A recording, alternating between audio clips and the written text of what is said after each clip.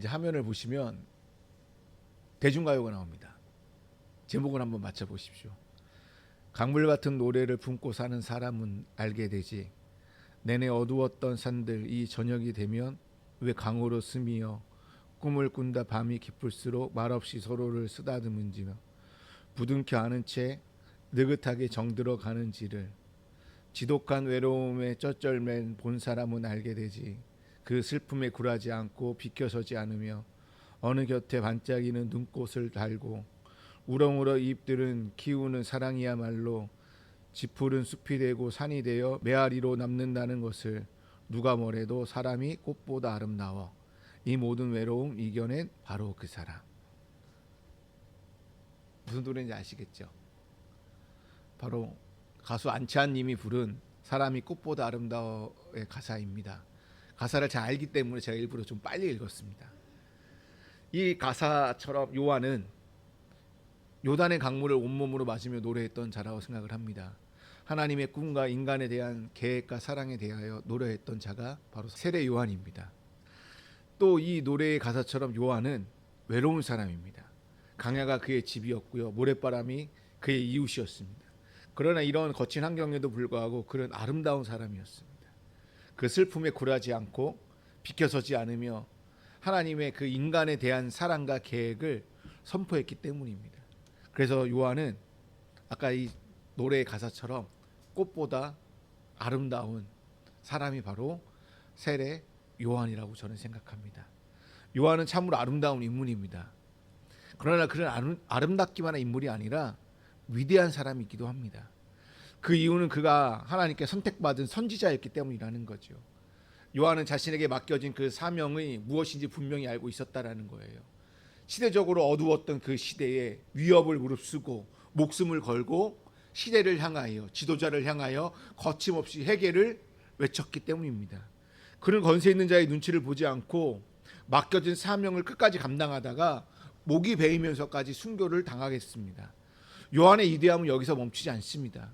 그렇게 큰 사명을 지닌 사람이 교만하지 않았다는 사실이 사람들에게 더욱 마음을 움직이게 하였다라는 거예요.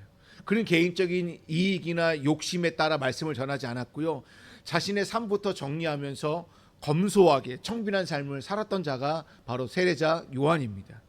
그러한 삶의 태도는 고통받던 백성들의 기대에 부응할 수밖에 없었어요. 야, 저 사람이 메시아가 아니냐? 저 사람이 엘리야야? 그러면서 기대에 막 부응했다라는 거예요. 그래서 온 백성이 요단강 앞에 다 나와서 요한에게 세례를 받았고요, 거침없는 설교를 듣기 위하여 앞다투어 모여들었다라는 거예요.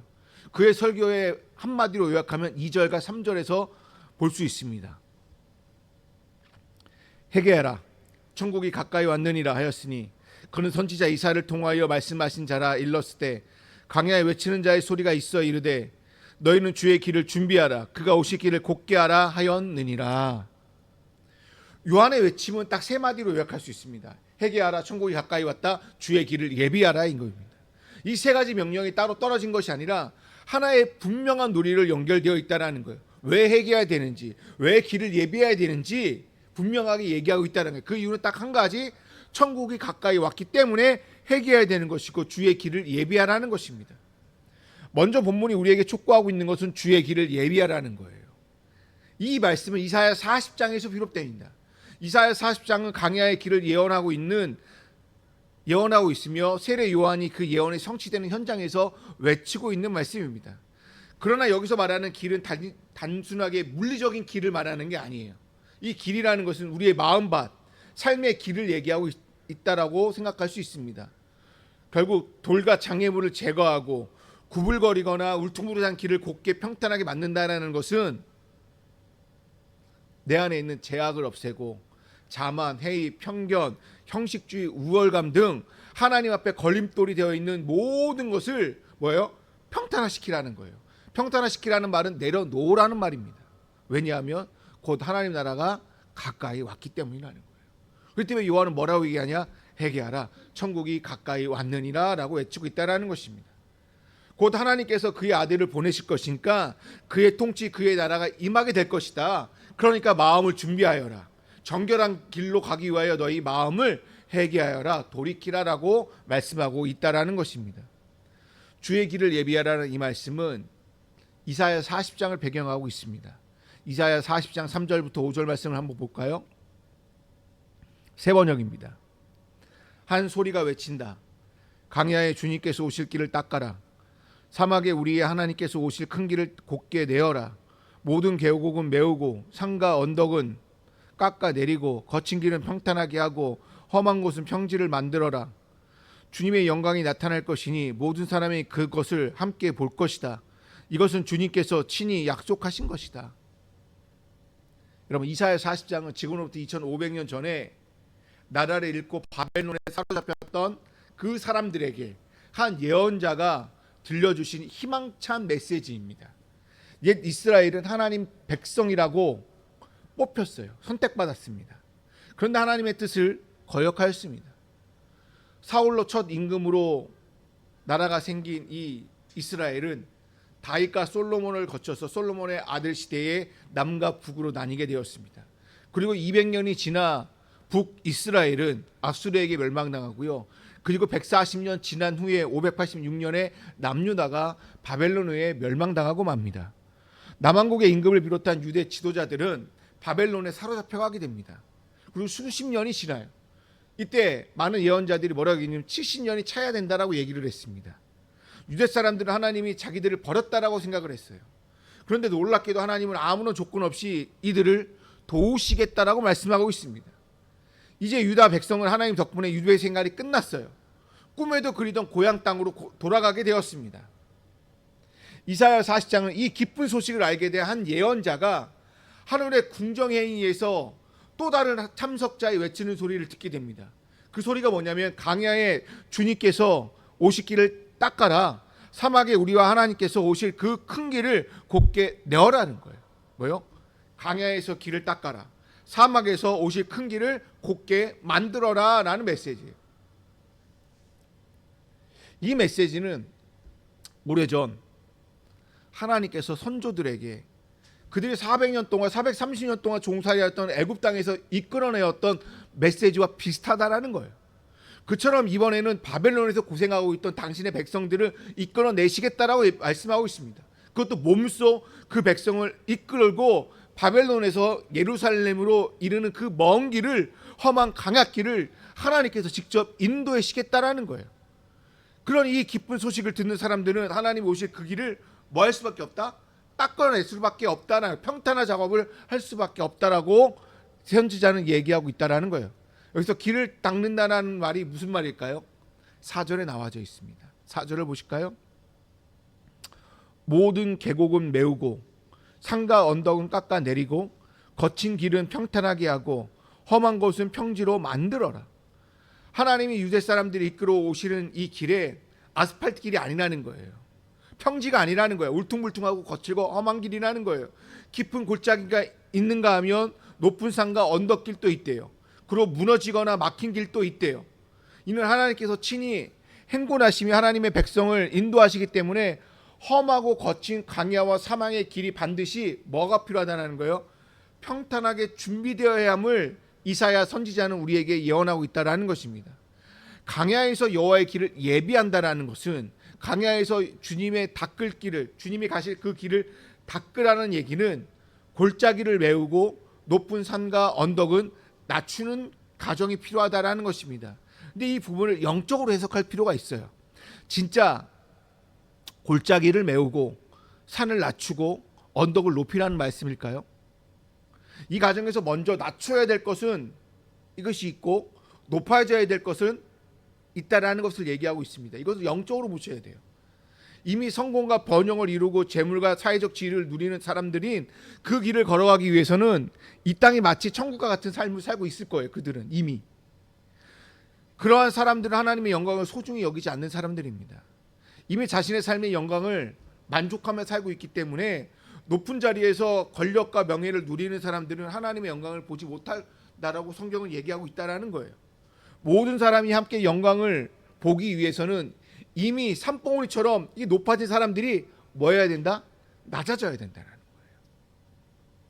그들은 계곡과 깊은 골짜기 아래에 있는 사람들을 향해 내려가야 된다는 것입니다. 즉 가난한 이들과 교제하기 위해 낮은 자리로 내려가야 된다는 말씀을 하고 있습니다. 가난한 사람들을 구제하기 위하여 구원하기 위하여 내려가는 것이 아니라 오히려 가난한 사람들을 통해 자신이 구원받았다는 것을 확인하기 위하여 내려가야 된다라고 얘기하고 있다는 것입니다.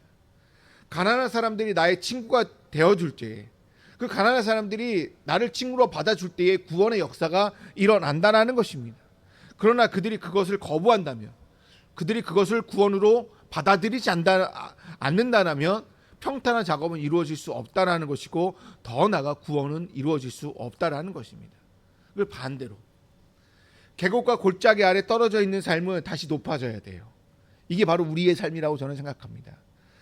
삶의 깊은 골짜기에서 살아가는 사람들은 고난 속에서 하나님을 원망하면서 세상의 불의와 부조리에 살면서 마음의 눈이 어두워져 하나님의 영광을 보지 못하도록 힘들게 살아가고 있는 자들이라는 거예요. 우리의 삶을 보십시오. 올해 1년 동안 어떻게 살아왔는지.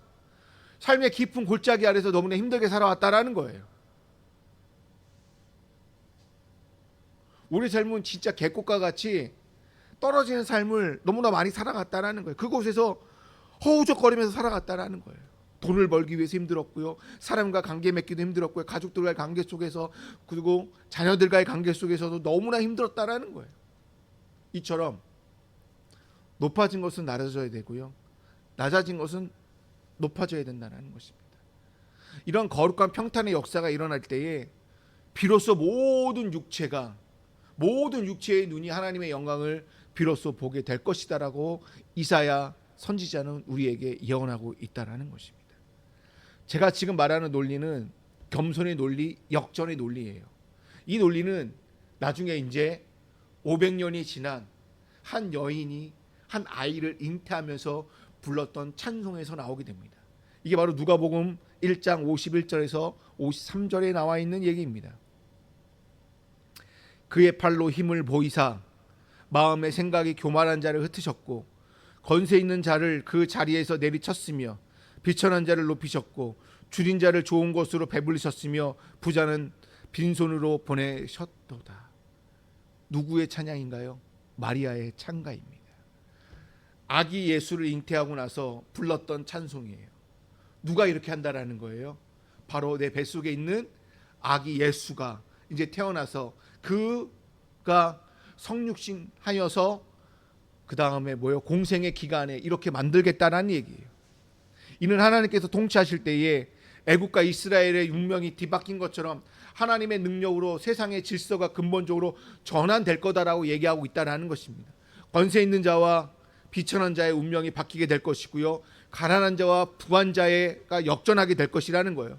그거 어떻게 된다는 거예요? 권세 있는 자는 낮아지게 될 것이고 비천한 자는 높아지게 될 것이고 굶주린 자는 배부르게 될 것이고 부자는 빈손으로 돌아가게 될 것이다. 이 메시지가 2000년 전에 선포되었다라는 것이죠. 여기서 하나님과 예수 그리스도가 말하고자 하는 사역이 무엇인가요? 진짜 권세 있는 자가 낮아지고 비천한 자가 높아지고 굶주린 자가 배부르게 될 것이고 부자가 빈손으로 된다? 진짜 이렇게 되면 좋겠지만 이렇게 되면 너무나 가격하잖아요. 사회주의를 외치는 것 같고 공산주의를 외치는 것 같잖아요.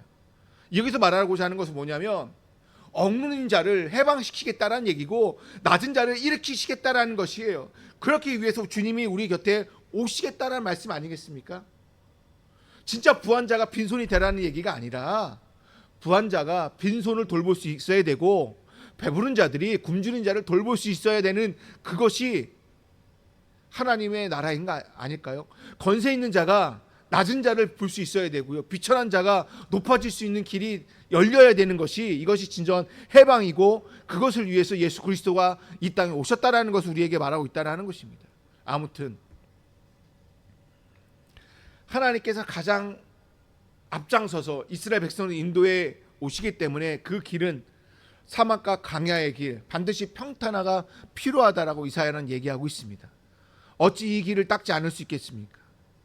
이렇게 해서 주님께서 오실 그 길을 닦아라라는 이 외침은 그동안 고통 속에서 절망하며 살아오던 백성들에게 하나님께서 분명히 희망의 길을 열어주시겠다라고 말씀하고 있다는 것입니다. 주님의 길을 예비하라. 이 말이 이사야에서는 주님께서 오실 길을 닦아라라고 외치고 있다라는 것입니다. 이것은 해방과 구원의 기쁜 소식이라는 것입니다. 그렇다면 해방과 구원의 기쁜 소식을 듣는 사람들에게는 맡겨진 목이 있다라는 거예요. 우리가 어떻게 해야 되냐? 평탄화 작업은 하나님이 하는 게 아니에요. 누가 해야 되는 거예요? 내가 해야 되는 거예요. 우리가 해야 된다는 거예요. 그렇기 때문에 희망은 전적으로 하나님의 은혜에서 시작되지만 그 희망을 듣는 사람은 가만히 있을 수 없다라는 것입니다. 벌받아 망한 백성에게 찾아오시는 이는 하나님의 자유이지만 내가 벌받았다고 해서 가만히 있으면 안 된다는 거예요. 내가 뭔가를 해야 된다는 거예요. 그것이 500년 지난 후에 이 세례 요한이 광야에서 뭐라고 외쳤냐면 회개하라 천국이 가까이 왔느니라는 이 외침이라도 해야 된다는 거예요. 보십시오. 이사야 예언이 있고 난 뒤 500년이 지난 세례자 요한이 외쳤을 그 당시는 유대 사람들은 형편이 매우 어려웠습니다. 자기네들이 땅을 살고 있지만 나라를 잃고 있었어요. 외세의 지배 아래 억눌린 삶을 살아갈 수밖에 없었고 완전 노예처럼 살아갈 수밖에 없었습니다. 그때 외침이 뭐였냐면 회개하라 천국이 가까이 왔느니라. 여기에 선행되어야 될 단어가 뭐냐면 하나님 나라가 가까이 왔기 때문에 회개하라는 것이 회개해야 하나님 나라가 온다라는 게 아니에요. 하나님 나라가 이미 도래하였으니 회개하여라라는 거예요. 다시 말해 하나님 나라가 왔으니 회개한 자만이 뭐 할 수 있다? 하나님 나라에 들어갈 수 있다라는 거예요. 근데 이 외침이 불과 얼마 지나지 않아서 공생애를 시작하는 예수님께서도 똑같이 외쳤다는 거예요. 회개하라 천국이 가까이 왔느니라. 세례 요한은 예수님보다 6개월 먼저 태어난 자예요. 세례 요한은 예수님보다 먼저 하나님 나라의 소식을 전하며 회개를 촉구했던 자입니다. 근데 그 촉구가 뭐라고 얘기하냐면 주의 길을 예비하라고 되어져 있습니다. 그러면 지금 2000년이 지난 2025년 대림절 세 번째 주일을 맞이하는 우리들이 이사야 말씀과 마태복음 말씀을 통해 우리가 무엇을 깨달아야 될까요? 딱 한 가지입니다. 너희도 내가 갈 길을 닦아보지 않겠니? 내 아들 예수가 갈 길을 준비하는 사람들이 되어보지 않겠니? 라고 하나님 우리에게 말씀하고 있다라는 것입니다. 대림절, 우리는 부족한 자들이에요. 우리가 주님의 길을 닦기에는 너무나 부족한 자들이라는 것입니다. 그러면서 실제로 우리가 해야 될 일이 무엇인지 한번 깊이 생각해 보십시오. 부족함에도 불구하고 내가 주님을 위하여 주님의 그 오실 그 길을 닦기 위하여 내가 남은 2주 동안 무엇을 해야 되는지 한번 생각해 보십시오. 주님께서 오실 그 길을 닦아라는 이 말씀은 대림절만 읽고 지나칠 수 없는 말씀이라는 거예요. 세례 요한이 삶 전체가 예수께서 오실 그 길을 준비하고 닦았던 것처럼 모든 그리스도인들은 저와 여러분들이 그러한 삶을 살아가야 되지 않을까요? 그러므로 주님께서 오실 그 길을 닦아라는 말은 오해하지 마십시오. 더 열심히 신앙생활 하십시오. 더 열심히 살라는 요구가 아닙니다. 이미 충분히 애써 살아온 우리에게 또 하나의 짐을 얹으시기 위해서 말씀하는 말씀이 아니라는 거예요. 오히려 그동안 높아져 굳어져 마음을 내려놓으라는 거예요. 너무 오랫동안 방치되었던 그 마음의 골짜기를 다시 돌아보라고 주님은 초대하고 있다라는 것입니다. 올해 1년 동안 한번 보십시오. 내 마음에 교만해지고 거만해지고 높아지고 굳어져 있던 마음을 뭐해라? 되돌아보라는 거예요. 그래서 그 마음을 내려놓으라는 거예요. 그리고 내 마음 속에 깊이 상처와 마음의 깊은 골짜기와 계곡처럼 파여져 있던 그 마음을 다시 되돌아보면서 올리라는 거예요. 이것이 주님의 길을 닦으라는 겁니다. 우리는 어느새 책임이 많아질 나이가 되었습니다. 가정과 일터, 관계와 미래를 생각해 보면 주님을 기다릴 여유조차 잃어버릴 때가 더 솔직히 너무나도 많습니다. 믿음으로 살아간다고 하지만 여전히 마음 한편으로는 해결되지 않은 두려움과 포기하지 못할 상처가 여전히 남아있고 해야 될 일들이 너무나도 많이 있다라는 거예요. 산더미처럼 쌓여져 있어요. 바로 그 자리에서 주님은 말씀하십니다. 그곳에 내가 지나가고 싶은 길이라는 거예요.